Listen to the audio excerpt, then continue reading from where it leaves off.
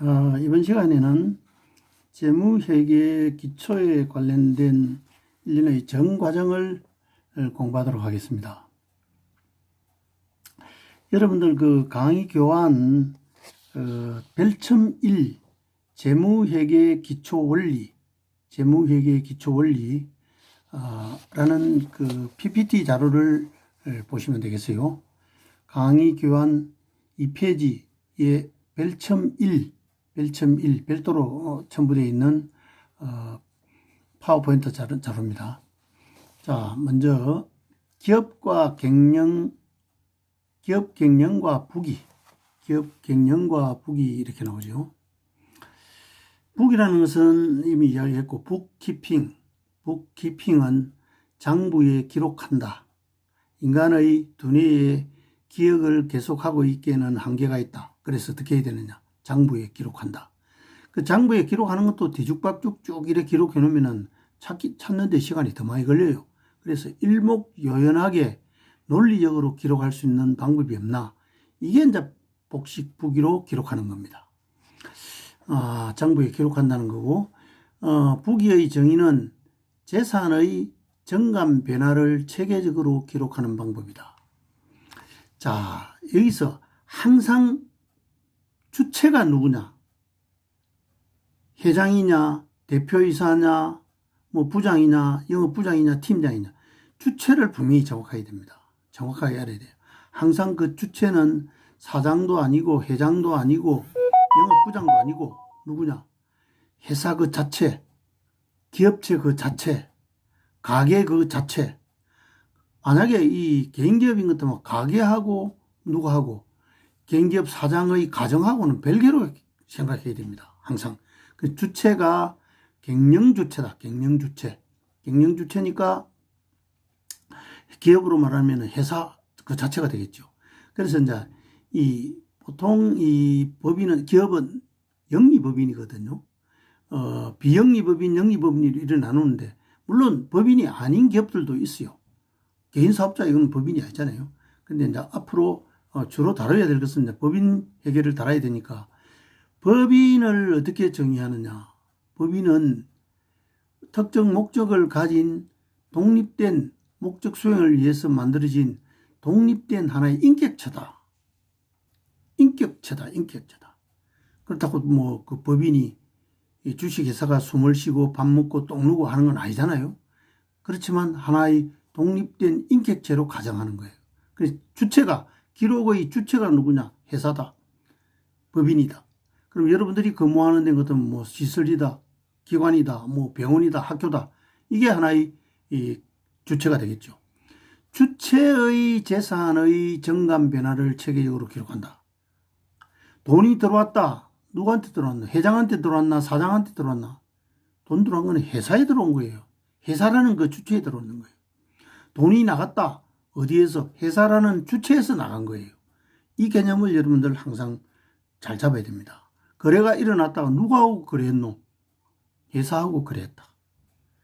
영업사원이 팔았지만 그 팔은 거는 실제로 누구하고 실제로 팔기는 영업사원이 팔았지만 이거 누구하고 거래된 거냐? 회사하고 거래된 거다. 이 개념을 먼저 잡아야 됩니다. 그래서 재산의 정감 변화도 누구의 재산이 증가하고 감소하는 거냐? 변화하는 거냐? 그렇죠? 이건 반드시 회사 주체를 따져야 된다 하는 거. 그리고 장부에 기록하는 목적은 경영 성과를 파악하거나 재무 상태 또는 재산 상태를 파악하기 위해서 장부에 기록한다. 결국 이 회계의 주 목적이 이 두 가지입니다. 경영 성과는 보통 우리 장사하는 사람들 입장에서 이야기하면은 뭐 흑자다, 적자다 이런 이야기 하잖아요. 근데 회계 용어로는 이제 이게 당기 순이익이다 또는 당기 순손실이다 이렇게 이야기를 해요. 이건 어디에서 나타나느냐? 이 경영 성과를 나타내는 핵심되는 재무제표가 바로 손익계산서입니다. 총 수익하고 벌어 들어간 거하고 쓴 거하고 얼마 써가지고 얼마 벌나 이렇게 표현하는 거예요. 이거고. 그 다음에 이제 일정 재무 상태라는 것은 일정 시점 개념입니다. 성과는 기간이 있어야 되죠. 언제부터 언제까지의 성과. 상태니까 이거는 특정 시점. 대부분 3년도 말, 12월 결산법인인 것 같으면 12월 31일 현재 우리가 받을 거 얼마 있고 줄 거 얼마 있고 이렇게 따지는 게 이렇게 따지는 게 재무 상태다. 이렇게 부기 또는 회계의 목적은 그 해당 주체의 경영 성과와 재무 상태를 파악하기 위해서 부기를 한다. 이렇게 정의를 하면 되겠고요. 그 다음에 종류는 부기의 종류는 단식 부기와 복식 부기. 우리는 이제 단식 부기는 안 합니다. 단식 부기는 싱글 북키핑은 안 한다 이 말이에요. 우리는 전부 앞으로 하는 게 더블 엔트리 북키핑, 복식 부기란다. 이야기했죠. 여기는 차변과 대변 두 가지로 나눠서 거리의 이중성에 따라서 그 논리에 착안해 가지고 왼쪽 오른쪽으로 나누어 놓는다 하는 이야기를 했고요. 그러면 이제 이 재무 일정 시점에 재무 상태표를 재산 상태 또는 재무 상태를 하는데 그 앞에 그 재무 상태표를 SOFP 이렇게 이니셜을 따가지고 SOFP라고 해놨는데 이거는 Statement of Financial Position. Financial Position은 재무 상태. Statement는 보고 또는 보고서 또는 표. Statement는 보고서. 그 약자를 따서 SOFP라고 이렇게 표시하면 이걸 재무 상태다. 이렇게 이해를 하면 되겠어요. 재무 상태표가 가장 중요한 재무제표인데 왜냐하면 손익계산서의 그 결과는 이 재무상태표에 다 흡수됩니다. 그래서 영구적으로 남는 게 이 재무상태표예요. 차변의 자산, 대변의 부채자본, 그러니까 거래의 중요한 요소인 3요소가 나왔죠. 자산의 증가 감소, 부채의 증가 감소, 자본의 증가 감소 이렇게 나타나는데 이 자산이 놓이는 자리는 항상 이 차변입니다. 차변이다. 부채와 자본이 놓이는 장소는 항상 대변이다. 이쪽이 차변이고 이쪽이 대변이에요. 그러면 여러 종류의 자산이 현재 이만큼 있다. 언제? 2000X1년 12월 31일 현재 현금이 2천만 원 있고 예금해놓은 게 1억 있고 주식이 8천만 원치 보유하고 있고 빌려준 돈이 1억 있고 토지를 3억 원치 산 거 그대로 지금 가지고 있고 건물도 우리가 가지고 있는 원가는 2억 원치 갖고 있다. 이런 이야기예요. 자, 자산은 증가가 항상 어디다? 차변이다. 부채와 자본의 증가는 어디냐? 대변이다. 증가하는 쪽에 항상 잔액이 남는다. 부채와 자본의 증가는 대변이니까 잔액이 대변이 남은 거예요. 자산의 증가가 차변이니까 이 차변이 남은 거예요. 그리고 대차 평균의 원리라는 것은 차변의 합, 자산의 합과 8억, 부채 자본 대변의 합 8억은 같아야 됩니다. 이게 일치하지 않으면 뭔가 틀린 거예요. 복식부기 논리에서 벌써 틀어져 버린 겁니다. 차변의 합과 대변의 합은 같다. 이게 바로 뭐예요? 대차 평균의 원리입니다. 자, 이걸 이제 좀 더 쉽게 설명을 하면 이런 거예요. 2억 빌려오고 출자를 6억 받고 해가지고 사업을 하기 위해서 예금도 2천만 원 해놓고 1억 해놓고 현금도 2천만 원 가지고 있고 주식도 8천만 원 갖고 있고 그 돈 가지고 이렇게 조달된 돈을 가지고 1억 원 빌려줬고 토지 3억 원치 사가 있고 건물 2억 원치 사가 있다 이 말이에요. 이렇게 조달된 돈으로 이러한 데 썼다. 예금하는 데 썼고 현금은 썼지 않았지만 지금 보유하고 있는 거죠. 말라고 이 보유하고 있노? 이렇게 갖고 있노? 현금, 예금, 주식, 대금, 토지, 건물 왜 이리 가 있노? 돈 벌려고 가 있는 거예요. 그래서 이 자산이라는 것은 미래에 돈벌이 하기 위해서 수익을 내기 위해서 이거 갖고 있는 기다. 장사해가지고 사업해가 돈 벌 거잖아요. 이런 걸 원천으로 해가지고. 이런 사업을 하기 위해서 돈을 이렇게 조달했다. 그래서 이제 거기에서 착안해가지고 차변에 있는 총 자산을 합한 거 8억은 2억을 빼면은 뭐가 된다? 순자산 6억이 된다. 기본적인 논리의 재무상태표의 공식은 요겁니다. 총 자산은 이꼬로 차변합이죠. 대변의 총 부채 플러스 자본이다. 여기 등식이다. 요 등식을 무슨 등식이라 하느냐면은 재무상태표 등식이라 합니다. 대차평균의 원리에 의해 가지고 요 차변의 합하고 대변의 합은 같아야 되니까.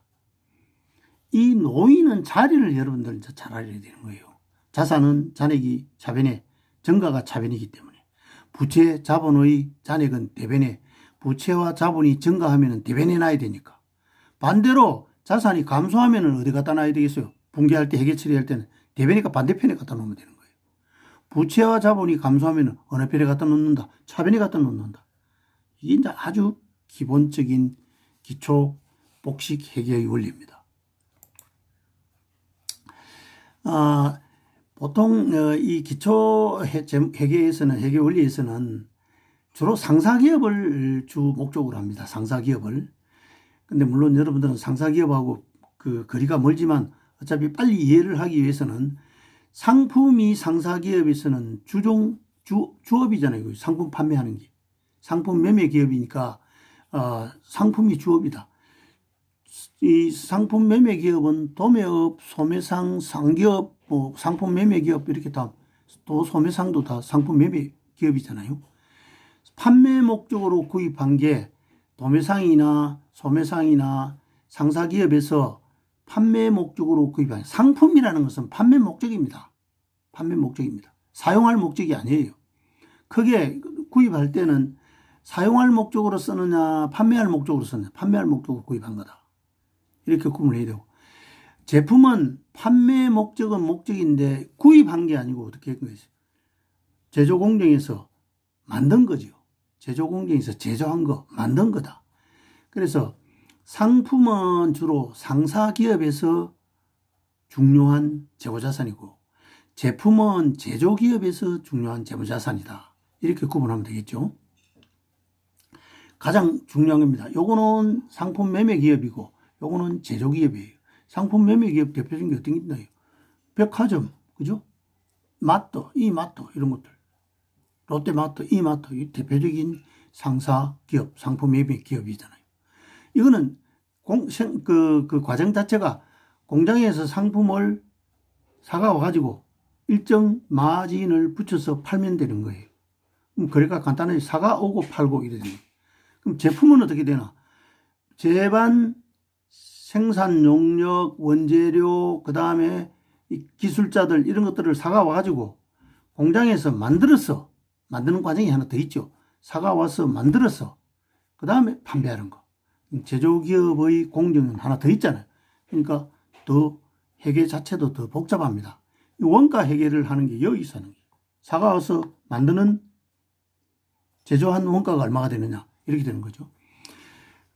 그 다음 이제 이 상품과 제품하고 관련돼 가지고는 거래가 일어날 때는 주로 현금 거래가 됐으면 좋겠는데 실무에서는 신용 거래가 많이 이루어지고 있습니다. 신용 거래가.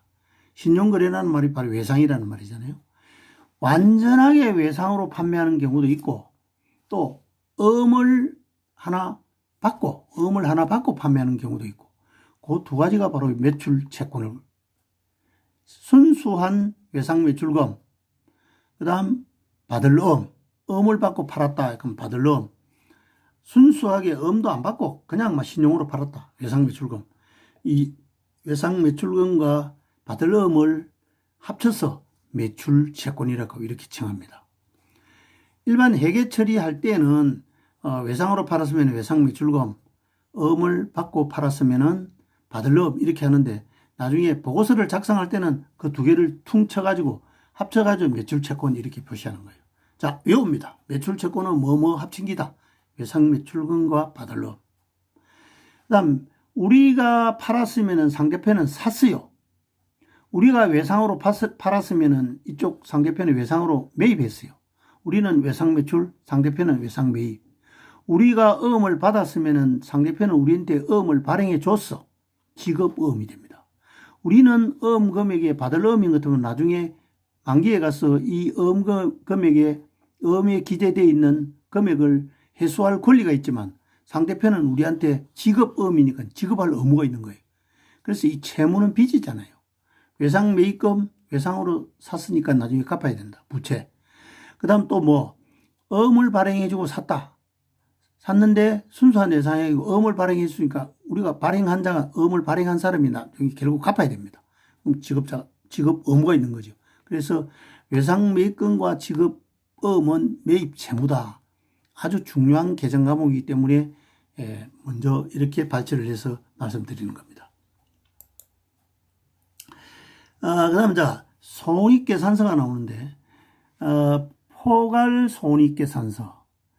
이 포괄이라는 말은 순수한 영업에서만 발생한 비용 수익만 따지는 게 아니고 회사에서 순수한 영업거래 이외에 영업 외 거래에서 발생한 수익과 비용도 손익계산서에 넣는다 그런 의미예요.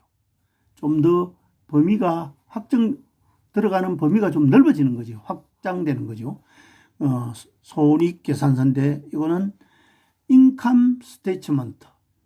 인컴 스테이트먼트라는 말, 그 이니셜 자를 따서 IS라. 옛날에는 이걸 Profit and Loss 해가지고 PL로 이렇게 많이 표시했어요. 지금은 이제 그런 용어는 거의 안 쓰입니다. IS 나오면 이게 인컴 스테이트먼트 해가지고 손익계산서다. 그렇게 이해를 하고 앞에서 이야기했죠. 회계하는 목적이 경영성과와 재무상태를 파악하기 위한 거다. 이렇게 바로 이 경영성과를 여기서 나오는 겁니다. 이만큼 벌어 들렸는데 요만큼 들어가지고 이만큼 벌어 들렸다. 얼마 남았노? 이 성과다. 이게 바로 손익계산서에서 경영성과가 나타난다. 자, 요 등식도 한번 보세요. 수익 마이너스 비용 해가 그럼 수익이 커야 플러스가 나와가지고 순이익이 되는 겁니다.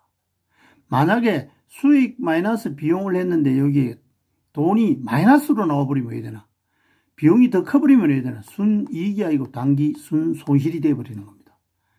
우리가 단기 순손실을 발생시키기 위해서 사업하는 건 아니죠. 그래서 주로 단기 순이익이다. 요 등식이 성립하는 거죠.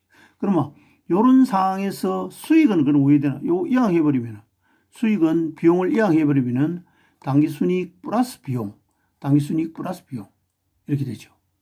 그럼 비용은 또 위에 구하나? 비용은 위에 구하면 되나? 수익에다가 뭐를 빼버리면 되나? 비용을 이쪽으로 이항시켜버리면 당기순이익이 이쪽으로 넘어가면 마이너스 되고 마이너스 비용은 이쪽으로 하면 플러스 되잖아요. 수익 마이너스 당기순이익 하면 또 반대로 플러스 비용. 이거는 이쪽으로 옮기느냐 수익을 이쪽으로 옮기느냐에 따라서 달라지잖아요. 어쨌든 이 개념에서 당기순이익이 위에 발생하노? 수익이 커야 된다. 비용보다. 비용이 더 크면 뭐 생기노? 순손실이 생긴다. 이걸 확실히 알아놓고 이것도 어차피 T자로 이렇게 계정을 이렇게 그렸으면은 이건 차변이고 이건 대변이에요. 그럼 전체 결국 차변의 합하고 대변의 합은 결국 또 왜 같아야 된다. 이익이 크다 했으니까 같지 않잖아요. 임차료까지만 하면. 이익이 크다, 수익이 크다, 이쪽이 커. 그럼 순이익이 생겼어. 이쪽이 크니까 큰 것만큼 요 금액을 갖다 이어야 차변과 대변의 합이 같잖아요. 그래서 손익계산서상의 단기 순이익은 항상 차변에 온다.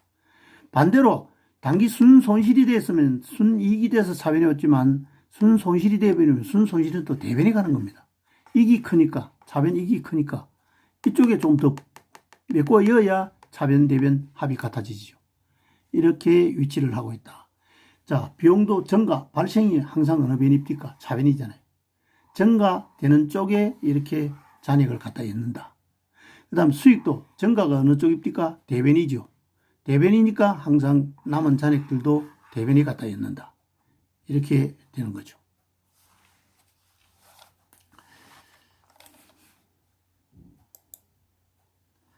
자, 상사기업에서 가장 많이 대두되는 문제가 이제 상품 매출 이익이 어떻게 계산되느냐.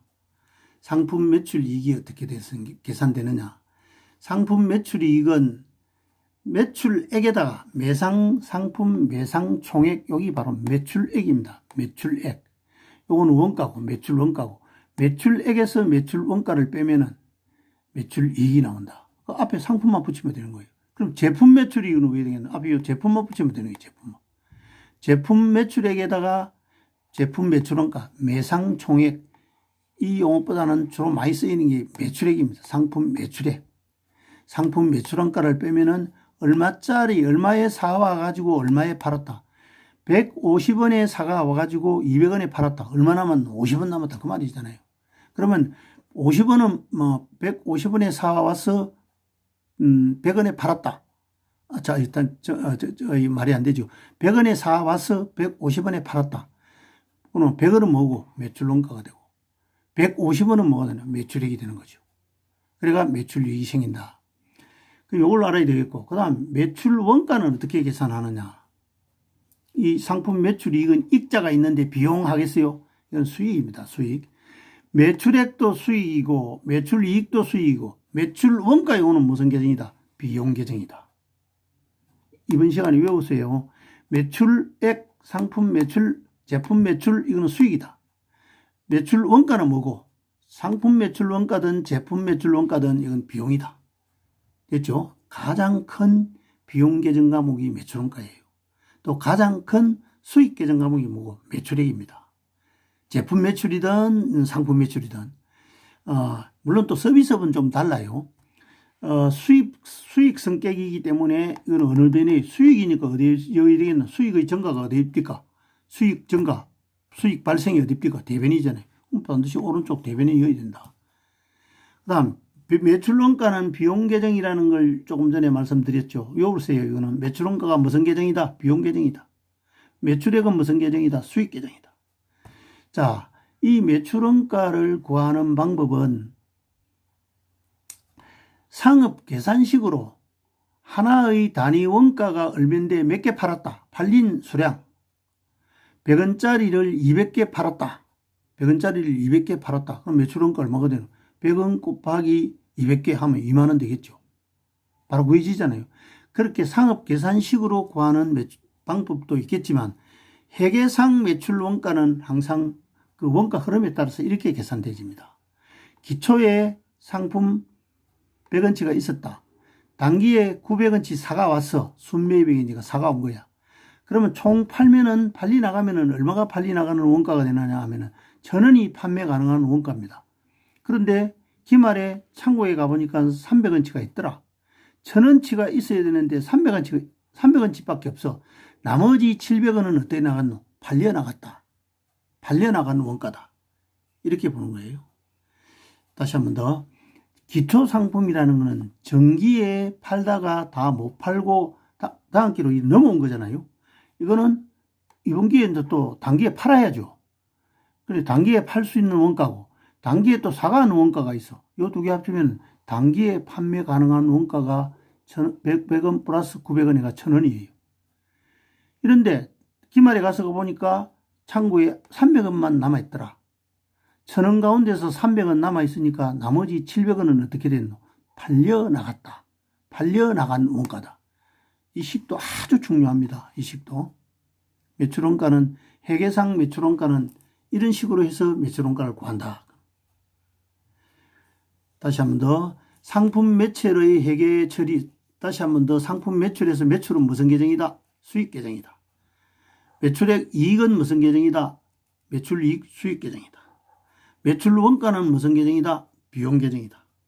이걸 확실히 이건 외웠어요. 일단 매출이 무슨 계정? 수익 계정. 매출 원가가 무슨 계정? 비용 계정. 이건 무조건 외우세요.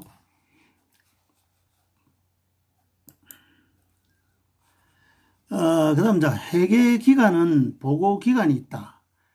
일정 기간마다 재무상태와 경영성과를 파악하기 위해서 인위적으로 6개월 또는 1년 등으로 구분한 기간이다. 보고 기간은 6개월마다 보고를 해요. 또 분기 보고도 있습니다.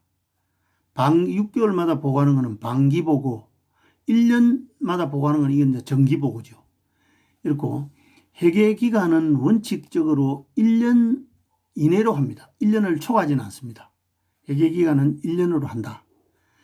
그럼 자 회계 기간을 1년으로 하는데 이제 보고는 4개월마다도 하고 6개월마다도 하고 또 1년마다도 하고 이러니까 보고 기간하고 다르겠죠.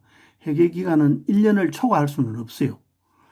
자, 그래서 지금 2000X 1년이 당긴 것 같으면은 2000X X 공년은 앞기잖아요. 앞기. 정기가 되고 2000X2년은 다음 기가 되잖아요. 차기가 된다. 요걸 기준으로 했을 때 2000X1년 단기를 기준으로 했을 때 X 공년은 정기, X2년은 차기다.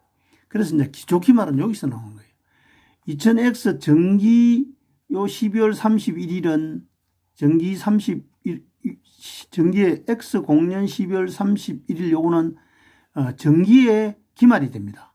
정기의 기말이 이 X 1년 1월 1일로 오면 여기 뭐 되나? 기초가 된다.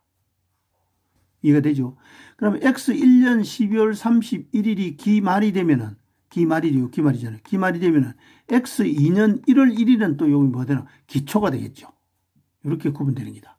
그래서 지금 회계 처리하는 건 단기 걸 회계 처리하잖아요. 단기를 기준으로 했을 때 앞년도는 정기, 다음 년도는 차기 이렇게 구분을 한다. 회계 기간은 원칙적으로 1년을 초과할 수 없다. 보고는 6개월마다도 하고 1년마다도 한다. 이렇게 정리를 하고요. 그다음 이제 거래의 기록인데 우리 앞에서 거래는 이야기를 했죠. 발생 시점에 따른 거. 그 다음에 거래의 기본 요소 8요소의 정감. 거래의 8요소의 정감 변동에 의한 회계 처리, 거래. 그렇죠? 그 다음 또 현금하고 관련지어 가지고 현금 수지 거래, 현금 입금 거래, 현금 출금 거래. 이렇게 거래를 구분했고 또 하나 거래가 어떤 거래가 있다 그랬어요. 경제적으로는 큰 사건이고 큰 거래지만 회계적으로는 회계상 거래로 보지 않는 거. 단순히 계약만 하고 채용만 하고 약속만 하고 그다음 또 뭐 예약만 하고 이런 것들은 거래가 아니다. 거기에 따라서 일정 현금이 오고 가고 그다음 또 재화가 오고 가고 한 이런 거래만은 회계상 거래로 본다 하는 이야기를 했고요. 그래서 회계상 거래가 되지 않는 것은 회계 처리하지 않습니다. 그래서 여기서 이야기하는 것은 회계상 거래를 이야기한다. 자산의 정감 변화, 재산의 정감 변화, 구성 항목이 서로 변동을 일으키는 사건, 자산이 증가되거나 감소, 부채가 증가되거나 감소, 자본이 증가되거나 감소, 비용이 발생되거나 수익이 발생되는 이런 것들은 전부 거래가 되고 회계 처리를 해야 된다. 부기상 거래에 대한 이야기는 쭉 했죠. 계약, 주문, 담보 설정, 이건 빠졌네요. 담보 설정인 건 거래가 아니다. 종업원 채용, 이런 것들은 재산 정감 변화가 없기 때문에 거래로 보지 않고 거래로 보지 않으니까 회계 처리를 안 한다. 또 특이한 게 부기상 거래로 보는 거, 화재, 도난, 파손, 이것들은 대부분 다 비용이 아니고 손실입니다. 손실. 재산의 정감 변화, 화재가 났으니까 재산이 불에 타봤으니까 감소했잖아요. 도난당했으니까 감소했잖아요. 파손되어 붙으니까 가치가 떨어졌으니까 감소했잖아요. 이것들은 재산의 정감 변화는 있다. 그래서 부기상 거래로 본다. 그런데 이건 당연히 비용하고는 다릅니다. 이런 거는. 비용은 아니다. 이건 손실이에요. 손실. 비용은 수익 창출을 목적으로 발생시키지만 이 화재 손실, 도난 손실, 파손 이런 것들은 수익을 전제로 한 게 아니에요. 불가항력적으로 일어나는 것들이 되잖아요. 이런 것들은 수익하고 관계없이 재산의 정감 변화를 일으키는 기다. 비용 계정 과목은 수익을 전제로 해서 재산 정감 변화를 일으킨 것이다. 이렇게 구분을 해야 됩니다.